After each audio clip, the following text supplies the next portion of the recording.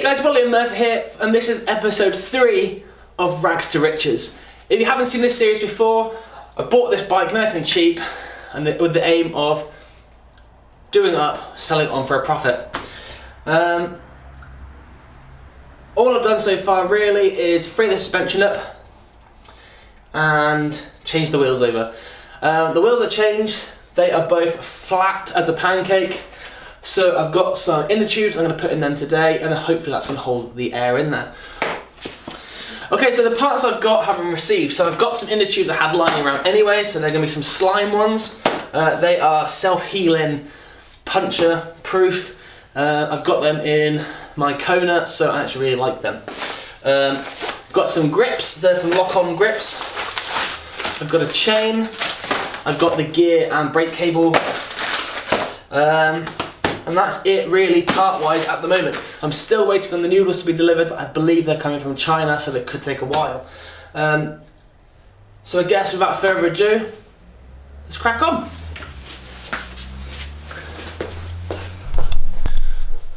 Let's start with the front.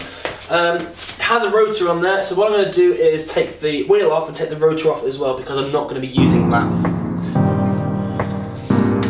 Quite good with these wheels here, there isn't actually any play in the front one. So today it's been a case of changing the inner tube, old for new.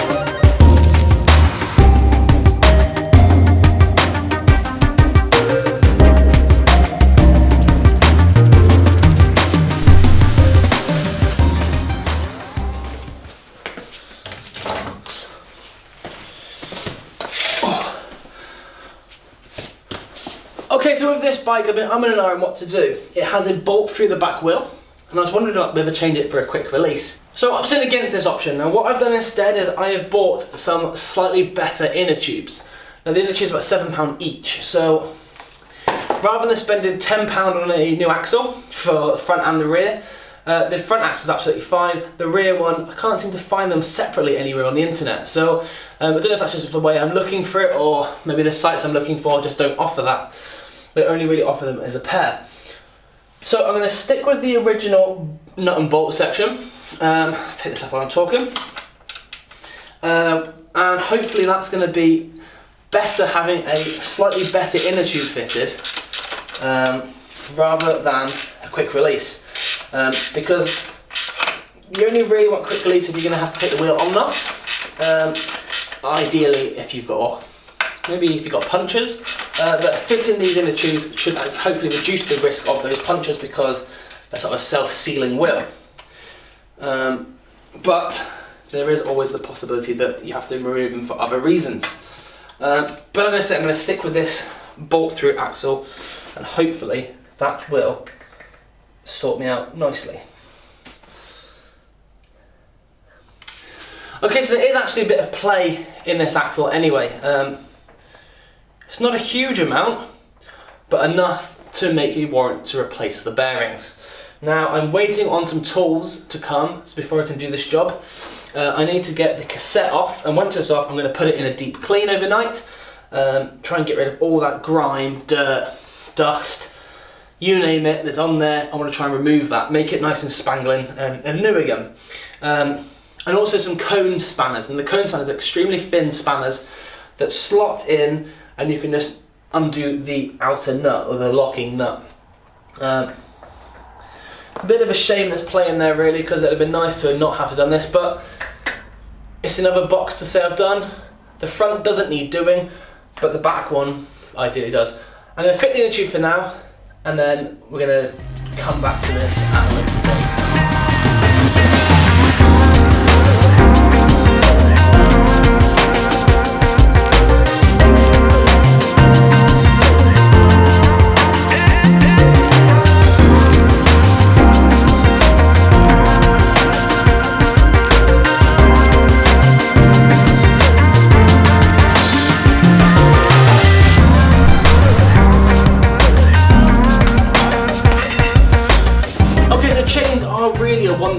bin, it helps you get the power from your front wheel or your pedal wheel to your back gears to turn your wheel to propel you forward.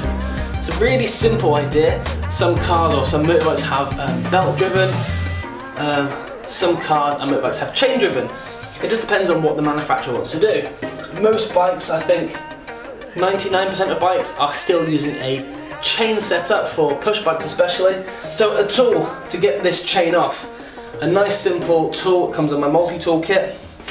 Okay, so I take my chain tool and I put that onto this link. Now, using the other hand, I can just rotate that until it comes to a stop. Now, using some tools, you can make this a little bit easier for yourself. You can rotate it by hand if needs be, but to be honest, I find this much easier to use a certain tool. So you put it in, and all you're doing now is winding that. Put a tiny blob of chain oil on there, and that will just go into the link and make it that little bit easier for us to try and remove it.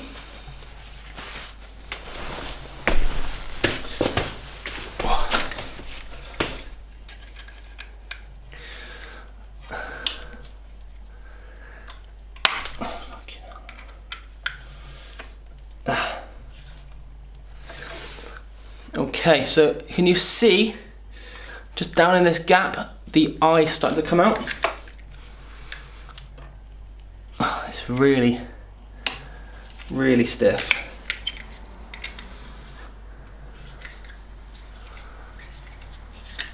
So as the tool winds in, it's pushing that pin further and further out until eventually it'll be beyond the outer race and into or through the inner race as well.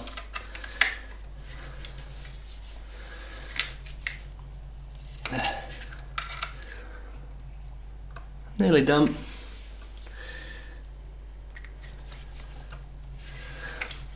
And that's it.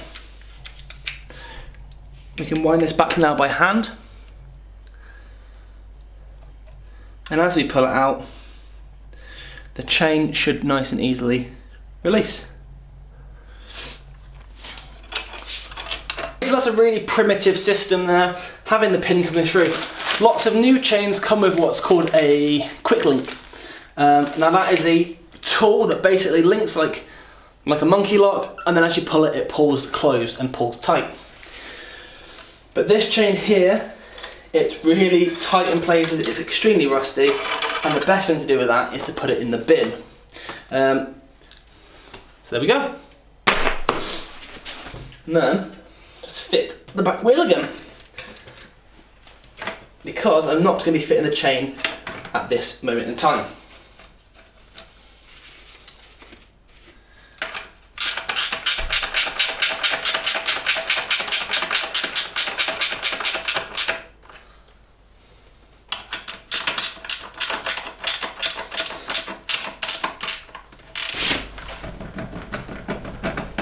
Can you hear that at all?